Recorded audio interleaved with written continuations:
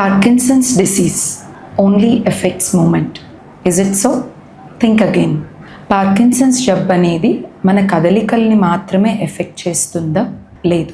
మన ఆలోచన విధానాన్ని ప్రభావితం చేస్తుంది. మనం గుర్తుంచుకోవడము, అటెన్షన్, ఫోకస్, మెమరీ వీటన్నిటినీ కూడా ప్రభావితం చేస్తుంది. మరి మనం ఏం చేయొచ్చు? ఈ చిన్ని బ్రెయిన్ ఎక్సర్సైజెస్ రోజుకొక 5 minutes చేస్తే దాన్ని అధిగమించే అవకాశం ఉంటుంది. Number 1, word recall game. అంటే 3 నుంచి 5 పదాలు పేషెంట్కి చెప్పి ఒక 3 నిమిషాల తర్వాత మళ్ళీ ఒక 5 నిమిషాల తర్వాత ఆ వర్డ్స్ని వెనక్కి రీకాల్ చేసుకుని చెప్పమని అడగాలి. ఎగ్జాంపుల్, ఏదైనా 3 words, ఫర్ ఎగ్జాంపుల్ మామిడి పండు, ఎరుపు, ఆకాశం, ఇలాంటి పదాలు. Number 2, counting backwards. అంటే 20 నుంచి వెనక్కి లెక్క పెట్టుకుంటూ వెళ్ళమని చెప్పడం. 20, 19, 18, 17 ఇలా. లేదా ఆల్టర్నేట్ నెంబర్స్ చెప్పమని అడగడం. 20, 18, 16, 14 ఇలాగ ట్రై చేయొచ్చు. Number 3, category naming.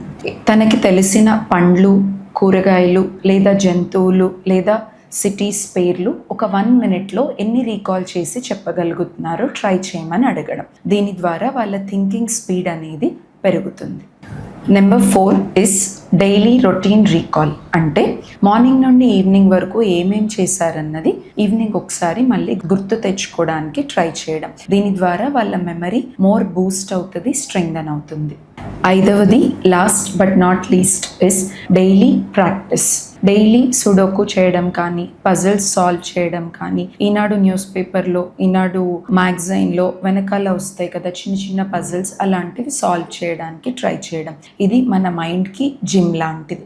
ఈ చిన్ని ప్రయత్నాలు ప్రతిరోజు చేస్తే డెఫినెట్గా మార్పు వస్తుంది. పార్కిన్సన్స్ డిసీజ్లో కేర్ అనేది కేవలం శరీరానికే కాదు, మెదడుకి కూడా. April 11th world Parkinson's day.